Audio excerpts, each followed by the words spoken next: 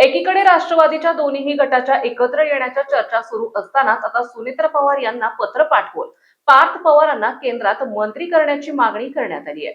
राज्यातील राजकारणात पुन्हा एकदा मोठ्या घडामोडी घडण्याच्या चर्चा सुरू आहेत। जयंत पाटील राज्याचे नवे अर्थमंत्री होणार आणि पुढील 15 दिवसात दोन्ही राष्ट्रवादी काँग्रेस पक्ष एकत्र येणार अशा चर्चांदरम्यान आता आणखी एक नवा ट्विस्ट समोर आलाय।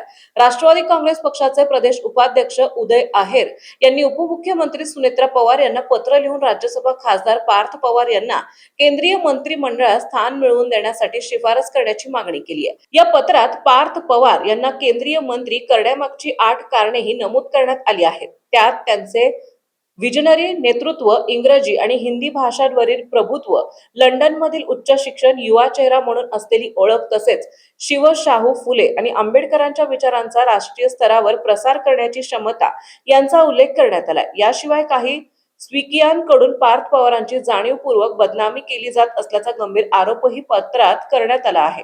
2019च्या लोकसभा निवडणुकीनंतर त्यांचे मानसिक खच्चीकरण करण्याचा प्रयत्न झाला, तसेच अजित पवार त्यांना मोठी संधी देण्याचे स्वप्न आता पूर्ण करण्याची वेळ आल्याचंही या पत्रात म्हटले आहे।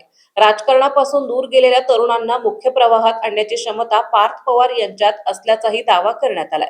दरम्यान या पत्रानंतर राजकीय चर्चांना आणखी वेग आला आहे। सूत्रांच्या माहितीनुसार उदय आहेर यांनी प्रफुल्ल पटेल आणि सुनील तटकरे यांनाही पार्थ पवारांबाबत मुख्यमंत्र्यांकडे तक्रार केल्याचाही दावा केला आहे। त्यामुळे दोन्ही राष्ट्रवादींच्या एकत्र येण्याच्या चर्चांसोबतच पक्षांतर्गत घडामोडींनाही आता नवे वळण मिळाल्याचं चर्चा रंगू लागल्या आहेत।